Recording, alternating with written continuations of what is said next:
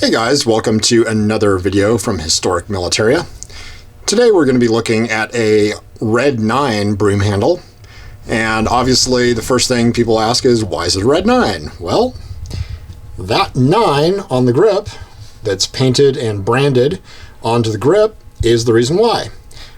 And these were actually part of a World War I contract that the Imperial German government made with Mauser for up to 150,000 of these, and they were going to be chambered in 9mm Luger. Now, most broom handles at the time were chambered in 7.63 Mauser, which is a different caliber, obviously, and not interchangeable with 9mm.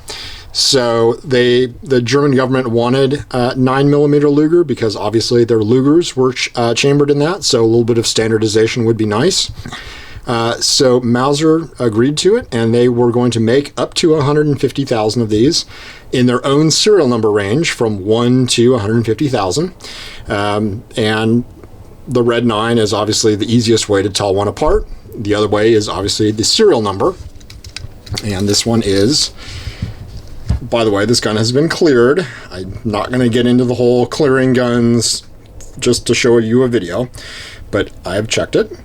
So you're looking at the low 100,000 range, and I do not believe that all 150,000 guns were ever produced. Certainly later guns like this one did not go to military use. This one did not make it to World War I, did not make it to Germany, the German military anyway. It actually ended up as a shooting prize in Sweden in the early to mid 1920s, and you can see it was given as a shooting prize, and here are the winners listed on this silver plaque, which is just kind of interesting with the years that they were given out. Up until the mid 20s, this looks like this gun kind of all went to the same guy. It must have been a pretty good shot, but this is also indicative of some broom handles you'll see. They did lend themselves well to being used for engraving or adding plaques or anything. You'll see it here sometimes, and you'll certainly see it just on these nice big flats. I've seen a lot of broom handles that are turned into trophy pieces or whatnot, and this is just a very nice example of it since it is a red 9. It's kind of an iconic gun. A lot of people are very interested in these, and these command a much higher premium than a lot of broom handles, even though, relatively speaking, they are more common than a lot of other broom handle variants. You see a lot more red 9s for sale than you do certainly others, and the prices people get for them are really not commensurate with their rarity. But, you know, you're looking at a standard broom handle. You've got your standard panel milling here from the time. These are actually what would be called a wartime commercial. That's what a 7.63 would be called in the time period that these were made. So obviously during World War I, and they were commercial and all that good stuff. The difference with red 9s is all the military contract ones had this rear sight, which differed from the regular in that it only went up to 500 meters, whereas a broom handle, standard broom handle at the time, would go up to 1,000 meters. I think the German military realized that nobody's going to be shooting their Mauser out to 1,000 yards, no matter how optimistic Mauser would like you to think you could be with one of these. You've got your nice fire bluing on the extractor here, and it's the short extractor that you would expect at the time, with your standard chamber marks and your serial number repeated here, your standard front sight, and really just a very standard gun other than this right here. Nice fire blued trigger, and again your grip that is this was made by Mauser. They would do that 9 and then stain it. You will see some that were filled expedient. I'm not sure if they're always replacement grips or whatnot, but there's some pretty crude ones out there. I've also seen black painted ones. Those are definitely more unusual, but they do exist. Flip this guy over. Again, your 9 is repeated here. And it's important that they did the 9 on the grip because a 7.63 Mauser round will in fact chamber in these. And I'm not going to get into whether or not it's safe to shoot. I wouldn't do it, but it will chamber and it will fire. And this is the only way to tell that this is a 9mm. There's certainly no 9mm designation anywhere on the gun. So if you're just looking at the gun and it had regular grips, you would think that this was just a 30 Mauser. You've got your standard Mauser marking on the side there. And you've got, on the back here, you've got an NS on the trigger. And that stands for new safety. The safety had been changed from the earlier safety. Really nothing important to necessarily talk about, but this always denotes a wartime commercial gun. And they use this NS up through about the 600,000 serial number range. So well after World War I, guns were being marked with this well into the 1920s. And your standard safety here. Up is your safe position. Down is your fire position. You can cock your hammer.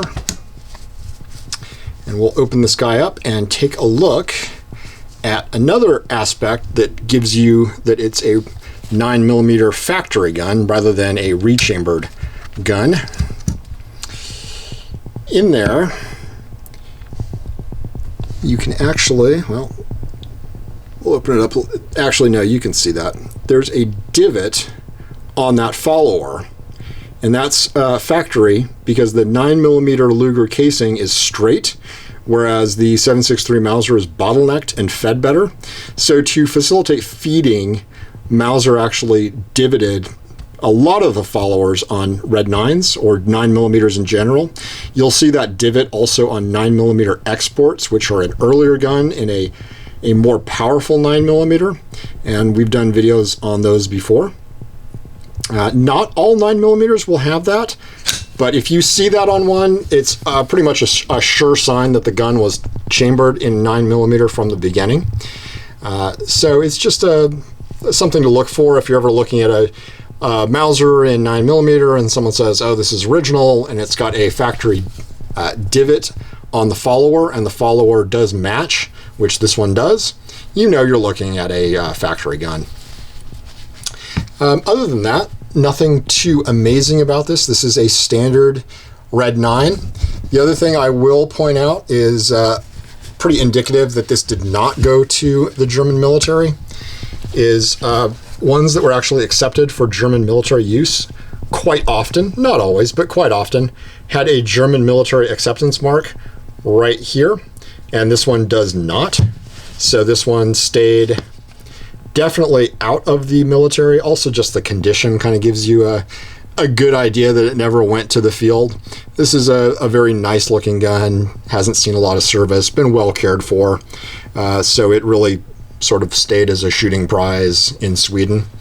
A lot of Red 9s ended up in Finland and Sweden and a lot of Scandinavian countries where they were shooting prizes. The Finns actually did use them in military service to a limited extent, but just sort of a gun that is interesting and kind of cool.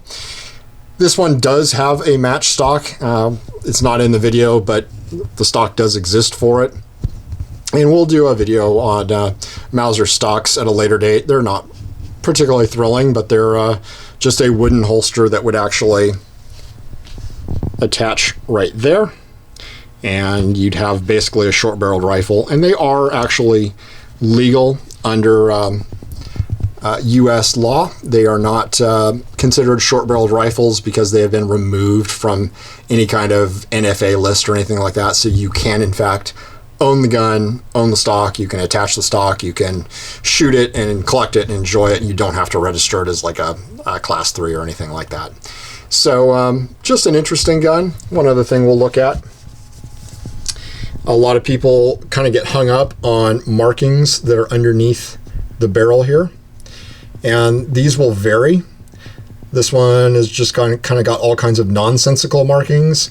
And the belief is that these are just inspection stamps and substamps during the factory process. They're not really anything important per se. So just be aware you may see that, and some people try and pass these off as something rare. 99% of the time it's not, unless there's something very specific there. These mean nothing. These are just various marks for the factory that really aren't a big deal. So don't get too hung up on that. Other than that, not really anything to look at on this gun beyond what we've looked at. Hope you've enjoyed seeing a shooting prize Mauser from the 1920s, a Red 9 that did not go to World War I and did not get ground up in the trenches. Thanks for watching. If you like what you're seeing, like and subscribe, and we'll do more soon. Thank you.